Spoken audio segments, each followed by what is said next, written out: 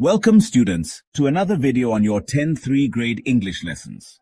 Today, we're diving into the inspiring story of Nelson Mandela from the chapter Long Walk to Freedom in your First Flight textbook.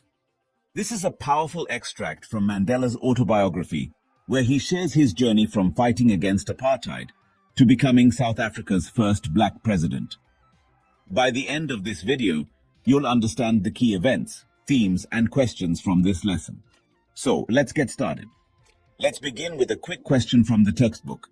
Which country had a political system called apartheid until very recently? The answer is South Africa. Apartheid was a system where people were separated based on their race. White people had more rights, while black people, colored people, and others faced discrimination and oppression. Imagine not being allowed to use the same schools, buses, or even benches just because of your skin color. That's what apartheid was like, and it lasted for decades in South Africa. Now, who was Nelson Mandela? He was a leader who dedicated his life to ending apartheid. He joined the African National Congress, or ANC, a group fighting for equal rights. Because of his activism, Mandela was arrested and spent 30 years in prison. Can you imagine that? Despite this, he never gave up. In 1994, South Africa held its first democratic elections where everyone could vote, and Mandela became the country's first black president. This chapter is about that historic moment, his inauguration on May 10, 1994. The chapter describes Mandela's inauguration, the ceremony where he officially became president. It took place at the Union Buildings in Pretoria, in a beautiful sandstone amphitheater. Fun fact. The textbook asks if you can name public buildings in India made of sandstone. Think of places like the Red Fort or Rashtrapati Bhavan in Delhi. They're made of red sandstone. On that day, leaders from over 140 countries attended, making it the largest gathering of international leaders in South Africa's history. Mandela said, "Never, never again will this beautiful land experience the oppression of one by another." The streets of Pretoria were filled with people of all races, black, white, and colored, celebrating together. It was a moment of unity and hope. Let's look at Mandela's speech during the inauguration. He called apartheid an extraordinary human disaster, a system that caused immense suffering. But he also spoke of a glorious human achievement, the birth of a new South Africa where everyone was equal. He thanked international leaders for supporting the fight against apartheid, as many countries had cut ties with South Africa to protest its racist policies. Mandela shared his vision for the future, a South Africa free from poverty, deprivation, and discrimination based on race, gender, or anything else. He wanted a society where everyone could live with dignity. His words, "Let freedom reign, God bless Africa," inspired hope for a better future. The inauguration wasn't just about speeches, it was full of powerful symbols. For example, South African jets flew over the Union Buildings, showing the military's loyalty to the new democratic government. Just years before, these same forces would have arrested Mandela, not saluted him. Another emotional moment was the singing of two national anthems. Nkosi Sikelel' iAfrika, loved by black South Africans, and Die Stem, the old anthem of the white government. Neither group knew the other's anthem well, but they sang together, symbolizing unity. Mandela felt overwhelmed with a sense of history, reflecting on how far South Africa had come. Now, let's dive into Mandela's thoughts on freedom, which are a big part of this chapter. As a boy, Mandela felt free, running in fields, swimming in streams, and living by his tribe's customs. But as he grew up, he realized this was an illusion. Apartheid took away his freedom and the freedom of others like him.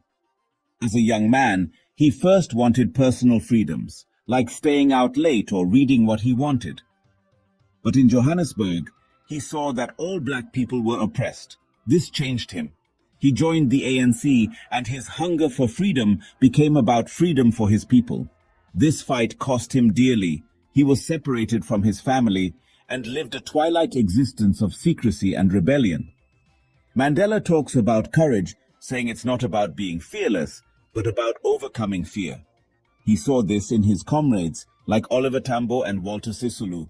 who faced torture and danger but never gave up. The textbook asks, would you agree that the depths of oppression create heights of character? Mandela believed that apartheid's cruelty produced extraordinary people who showed resilience and wisdom. He also believed in humanity. Even in prison, he saw a glimmer of humanity in some guards, which gave him hope. He says, no one is born hating another person. People must learn to hate. And if they can learn to hate, they can be taught to love. This shows his belief that love is natural and hate is learned. Mandela talks about twin obligations, duties to your family and duties to your people. In a free society, you can balance both. But in apartheid South Africa, black people who fought for their community were punished and isolated. Mandela didn't choose to prioritize his people over his family, but fighting for freedom meant he couldn't be a good son, brother, or husband. This shows the personal sacrifices he made.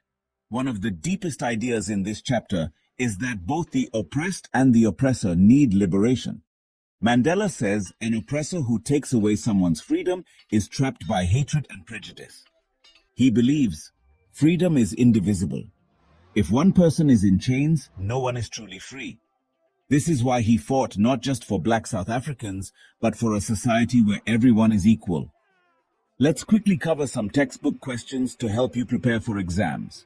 Where did the ceremonies take place? At the Union Buildings in Pretoria, in a sandstone amphitheater. Why is the 10th of May an autumn day in South Africa? South Africa is in the southern hemisphere, where May is autumn, unlike India, where it's summer. Why were two national anthems sung? To symbolize unity between black and white South Africans. What does courage mean to Mandela? It's not the absence of fear, but the triumph over it. Does Mandela think the oppressor is free? No, because they're trapped by hatred and prejudice. The activity on matching expressions is fun. For example, a rainbow gathering of different colors and nations means a beautiful coming together of diverse people, like at the Inauguration. Try matching the others yourself. So, what can we learn from this chapter? It's about freedom, courage, and unity. Mandela shows us that fighting for justice takes sacrifices, but it's worth it. His belief in love over hate reminds us to treat everyone with respect, no matter their background. The chapter also contrasts the past, decades of white supremacy, with the present, a new equal South Africa. That's it for Nelson Mandela, Long Walk to Freedom. I hope this made the chapter clear and inspiring. For your exams, focus on Mandela's speech, his views on freedom, and the textbook questions. If you found this helpful, give this video a thumbs up, subscribe, and hit the bell icon for more 10th grade English lessons. Let me know in the comments which topic you want next. Keep studying and see you in the next video.